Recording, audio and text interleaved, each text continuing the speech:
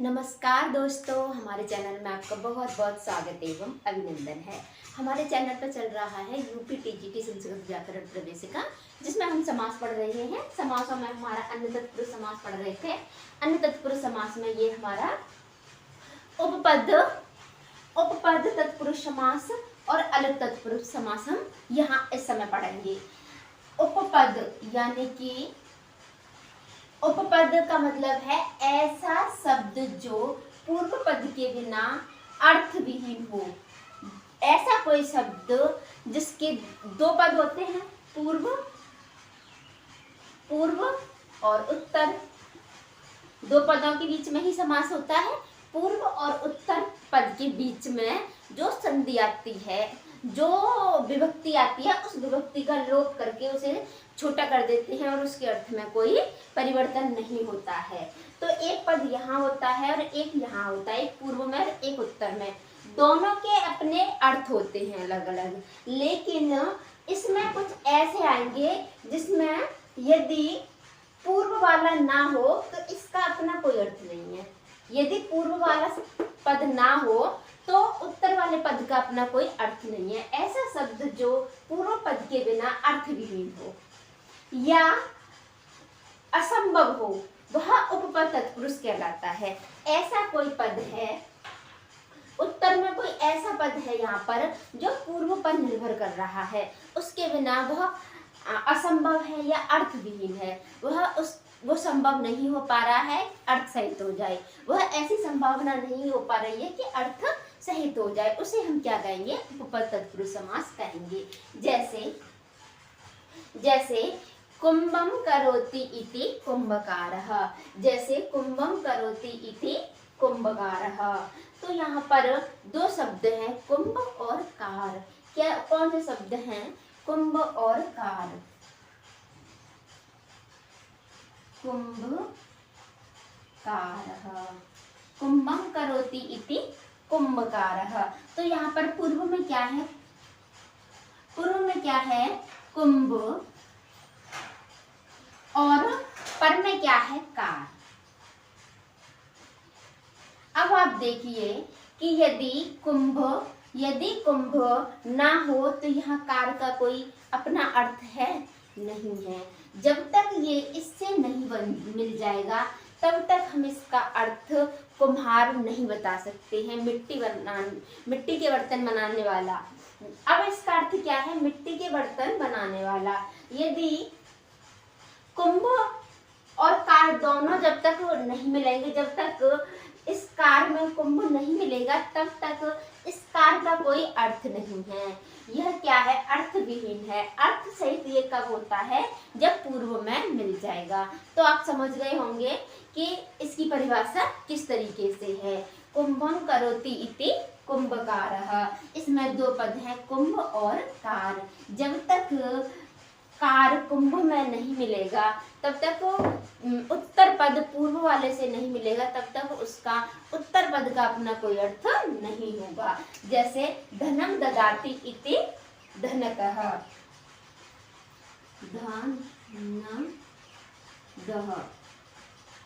धनम ददाति इति धनदः। जो धन को देता है उसे कहते हैं धनदः। तो यहाँ पर यदि दह को अलग कर दें तो इसका अपना कोई अर्थ नहीं है। जब तक ये धन से नहीं मिल जाएगा, जब तक अपने पूर्व वाले से नहीं मिल जाएगा। अब इसका अर्थ क्या हो गया? धन देने वाला। अब इसका पूरे का अर्थ हो गया धन देने वाला। यदि इसके पूर्व वाले पद को हम हटा देंगे तो इसका अपना कोई अर्थ नहीं होगा। इसी तरीके से चर्मम ददाति इति चर्मकारः। चर्मम ददाति इति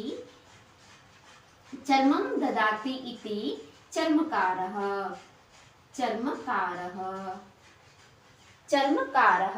यदि चर्म को अलग और कार को अलग करें तो कार का अपना कोई अर्थ नहीं होगा। इसी तरीके स्वर्णम ददाति इति स्वर्णकारः।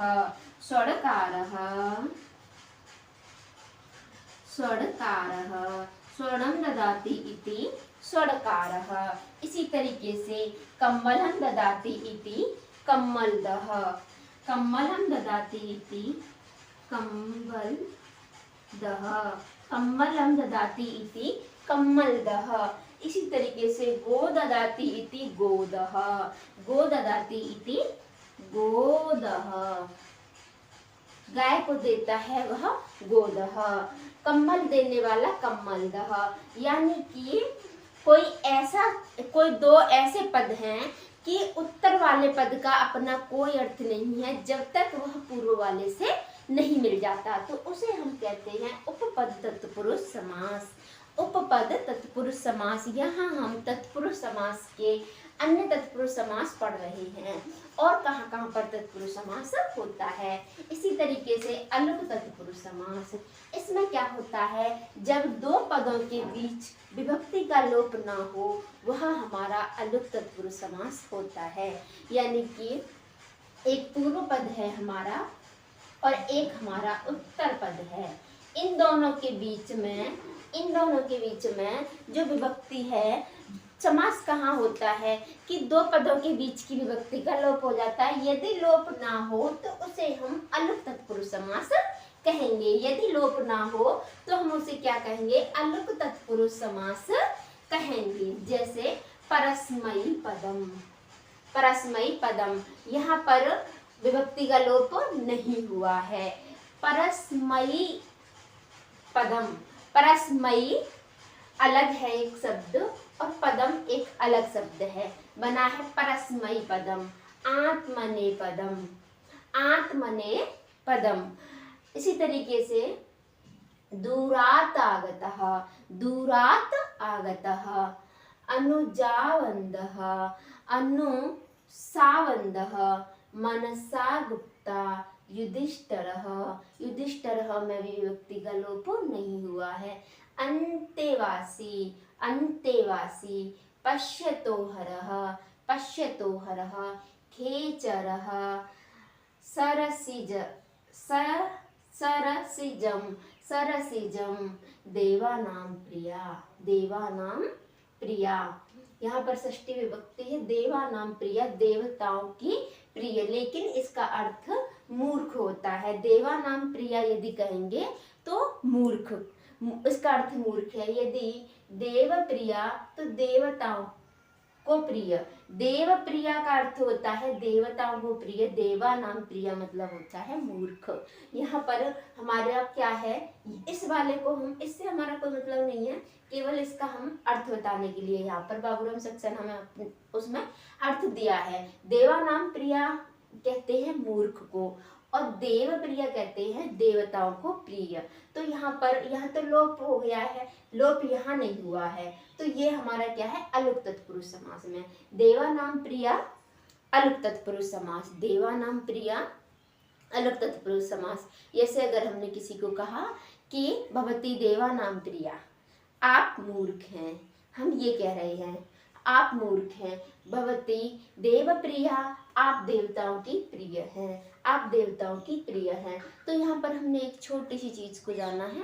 अन्य तत्पुरुष समास में आज इतना ज्यादा कुछ नहीं है, तो 2-3 और रहे हैं। गति तत्पुरुष समास में थोड़ा सा समझने के लिए है। उपपद यानी कि ये जब तक पूर्व वाला पद उत्तर पद में ना मिल जाए तब तक वहां पर उसका अर्थ नहीं निकलेगा, यानी उत्तर पद का अपना कोई अर्थ नहीं होता जब तक वह पूर्व पद में ना मिल जाए।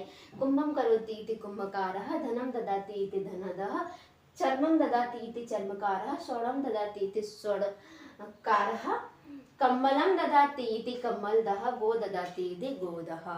यानी कि ये हमने कहा कि इसमें पूर्व वाले का अपना अर्थ होता है और वो उत्तर वाले में मिल जाता है तब दोनों का अर्थ होता है। इसके बाद हमने कहा यदि विभक्ति में लोप ना हो तो यही वाले एग्जाम्पल आपको यहाँ पर देखने हैं, यही वाले एग्जाम्पल आपको देखने हैं हमारी परीक्षा की दृष्टि से। वनेचर, वनेचर और खेचर, खेचर वनेचर भी यहाँ पर हो सकता है।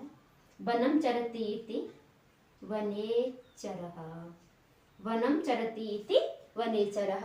खेचरः, जो आकाश में उड़ते हैं, आकाश में चलते हैं, उनको खेचर कहते हैं। वन में चलने वालों को वनेचर कहते हैं। युधिष्ठिरः, युधिष्ठिरः यहाँ पर भी अलुक तत्पुरुष समास है। युधिष्ठिरः परस्मैपदे आत्मनेपदे, परस्मैपदे आत्मनेपदे दूरात आगतः, ये आपका युधिष्ठिर, खेचर, वनेचर, देवानाम प्रिया, ये कुछ ज़्यादा इम्पोर्टेंट से हैं।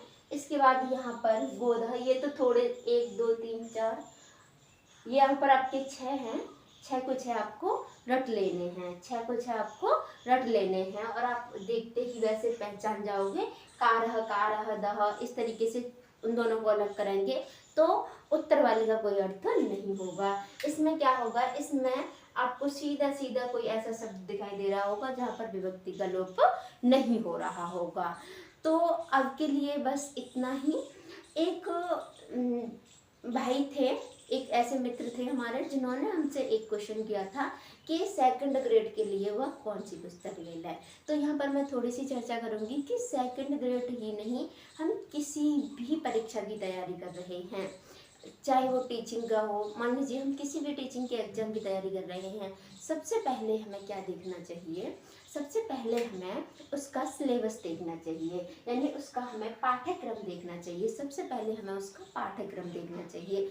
उसके बाद दूसरा काम हम, दूसरी सीढ़ी हम क्या करेंगे कि उसके जितने भी पेपर अब तक हो गए हैं, जितने भी पेपर उसके हो गए हैं, वह हम पुराने पेपर लें। पुराने पेपर को हमें एक नज़र में देखना है। एक नज़र में हमें ऐसे देखना है कि मान लीजिए कि वहाँ पर लिखा है कि संधि, संधि है, संधि है, उसमें संधि, समास, कारक,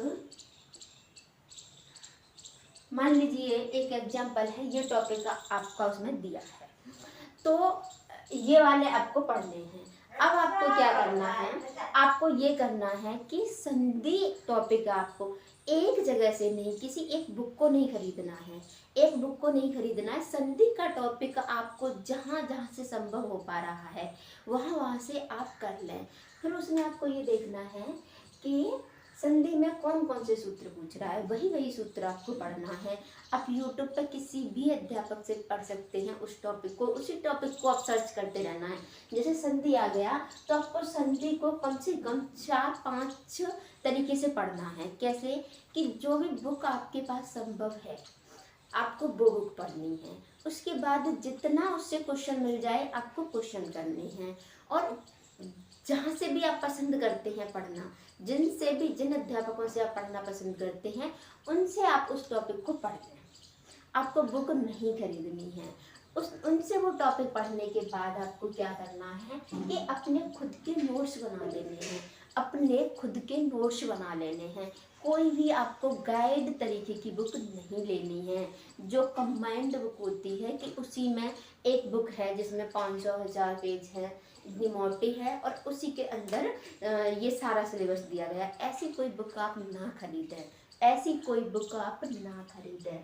आप टॉपिक देखिए कौन सा टॉपिक है, वह टॉपिक आपके पास कोई बुक तो ऐसी होगी जिसमें वह टॉपिक होगा, उससे उसे पढ़ें। उसके बाद उसे किसी भी अध्यापक के द्वारा अपने डाउटों को क्लियर कर लें अच्छे से। फिर उसके नोट्स बना लें। 2 तरीके के नोट्स बनाएं, एक तो आप डिटेल में नोट्स बनाएं, फिर उसी का एक शॉर्ट नोट्स बनाएं। जैसे मैंने कारक पढ़ाया था, पहले मैंने आपको कारक डिटेल में पढ़ाए थे, फिर मैंने एक चार्ट लेके आई थी कि यहाँ पर इस सूत्र में ये यहाँ पर होता है, जैसे संधि मैंने आपको कराई थी। उसी तरीके से आपको डबल नोट्स बनाना है, एक डिटेल में बनाना है और उसका सारा निचोड़ एक पेज में फिर अलग से बनाना है। अपना पूरा डाउट क्लियर करते हुए, अपना पूरी तरीके से डाउट क्लियर करते हुए नोट्स आपको अपनी नोटबुक में तब लिखना है, आप अपनी टिप्पणी पुस्तिका में जब लिखेंगे जब आपके माइंड में वो एकदम से क्लियर हो गया होगा। तो आपको बुक नहीं लेनी है, टॉपिक देखना है, पाठ्यक्रम देखना है। उसके बाद जो आपने पेपर लिया उसमें आपको क्या करना है कि मान लीजिए आपके पास उसमें 5 पेपर हैं, मान लीजिए उसमें आपके पास 5 पेपर हैं, 5 पेपर आपको वहाँ पर मिले,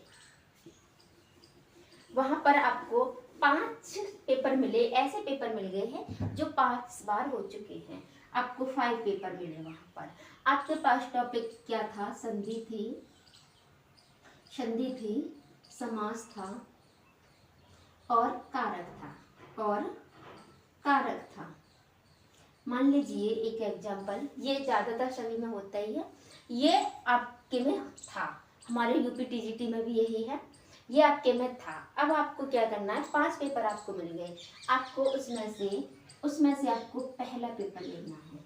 पहले पेपर को पलटना है और देखना है कि संधि से कितने क्वेश्चन आए हैं और किस तरीके के क्वेश्चन आए हैं, कितने क्वेश्चन आए हैं और किस तरीके के क्वेश्चन आए हैं। उसके बाद आपको दूसरा लेना है, दूसरा पेपर, और केवल पलटते जाना है, केवल देखना है दूसरे पेपर में कि संधि से कितने क्वेश्चन आए हैं और किस तरीके के क्वेश्चन आए हैं। फिर आपको तीसरा लेना है, केवल संधि को छांटना है, कितने पेपर आए हैं, कैसे पेपर आए हैं। उसके बाद आपको चौथा लेना है, फिर भी आपको केवल संधि को लिखना है। तो जब आप अपने पूरे उन 5 पेपरों में अपना संधि वाला टॉपिक एकदम से क्लियर कर लें कि संधि से क्वेश्चन इतने पूछता है और इस तरीके के पूछता है, तो अब आपका क्या है कि आपने पहले टॉपिक पढ़ लिया, पहले आपने टॉपिक पढ़ लिया। अब आपको क्या करना है कि अब देखना है कि अब मैं इस लायक हो गया हूँ कि नहीं, मैं इतना सामर्थ्य है कि नहीं कि मैं इन क्वेश्चनों को बहुत आसानी से कर पा रहा हूँ। ठीक है, इसी तरीके से आपको प्रत्येक टॉपिक को लेना है और आपको बुक ना लेकर के सबसे पहले पुराने पेपर लेने हैं, पुराने पेपर लेने हैं, आपको कोई बुक नहीं लेनी है। आपको एक अच्छी सी मोटी सी नोटबुक लेनी है और उसमें नोट करने हैं अपने टॉपिक, अपने ही हाथ से लिखना है। उसके बाद आप एक चीज़ कर सकते हैं कि मान लीजिए व्याकरण के 5 टॉपिक आ गए, मान लीजिए व्याकरण के 5 टॉपिक आ गए, जैसे इसमें शब्द रूप आ गए। आपको शब्द रूप ज़्यादा बुक ना खरीदे, आपको नेट पे भी सर्च करने पे कोई सा भी शब्द रूप धातु रूप आपको बहुत आसानी से मिल जाता है। तो वहाँ पर आप अपनी नोट शब्द रूप में मान लीजिए वो कह रहा है कि अकारांत, आकारांत, इकारांत, ईकारांत, उकारांत, उकारांत, इन शब्दों को करना है। तो ये आपको कोई बुक से वो नहीं करना है कि आप मार्केट जाएं, आप अपने नेट पर सर्च करें और वहाँ से लिख लें। सीधा आपको क्रोम से या गूगल से सर्च करना है लिखा हुआ, उसको आपको लिख लेना है आराम से। लिखने के बाद उसे आप अपने तरीके से याद कर लें, अपने तरीके से याद कर लें और डेली उसका अभ्यास करते रहें, करते रहें, करते रहें। तो बस क्या करना है आपको, आपके 2 बार क्वेश्चन था कि सेकंड ग्रेड के लिए मैं कौन सी बुक ले लूँ, सेकंड ग्रेड के लिए मैं कौन सी बुक ले लूँ। तो मैं यही कहूँगी कि आप सेकंड ग्रेड के लिए कोई बुक ना लें, कोई बुक ना लें, आपको अलग अलग जगहों से पढ़ना है। एक बुक का क्या काम होता है, जैसे मान लीजिए कि हमने एक बुक बनाई, तो वहाँ पर व्याकरण के 10 टॉपिक थे, 10 टॉपिक थे हमारे व्याकरण के, और हमने उसको मान लीजिए हमने उसको 500 पेज में बनाया। ठीक है, हमने उसको 500 पेज में बनाया। अब क्या है, 500 पेज में जो हमने बनाया, अब हम उसमें क्या करेंगे कि एक तो हम उन्हीं एग्जाम्पलों को देंगे जो हमें ज़्यादा सही लगते हैं, एक हम उसको अपने हिसाब से परिभाषा देंगे, एक हमें 50 पेजों में ही अपने 10 टॉपिक को लिखना है, 50 पेजों में ही अपने 10 टॉपिक को लिखना है। आपने देखा होगा कि कई बार हम देखते हैं कि हमने एक बुक ली, मान लीजिए कि हमने यूपी टीजीटी की कोई बुक ली, हमने यूपी टीजीटी की कोई बुक ली, टीजीटी की कोई बुक ली, और उसमें हमारे 1000 पेज थे। लेकिन जब यूपी टीजीटी का सिलेबस पूरा आप उठाएंगे और उसमें देखेंगे तो वहाँ पर कम से कम 200 पेजों की 7 बुक हमारे साहित्य की और एक आपकी बाबूराम सक्सेना की, जिसमें शायद खुद ही अपने आप में 1000 पेज होंगे। तो अब आप ये बताइए कि 1000 पेज में इतना मैटर आपको मिल जाएगा जितना कि 5000 पेज में होना चाहिए था। तो आप इस बात को थोड़ा सा समझें और एक गाइड के रूप में बिल्कुल भी न पढ़ें। तो बस अभी के लिए इतना ही, नमस्कार।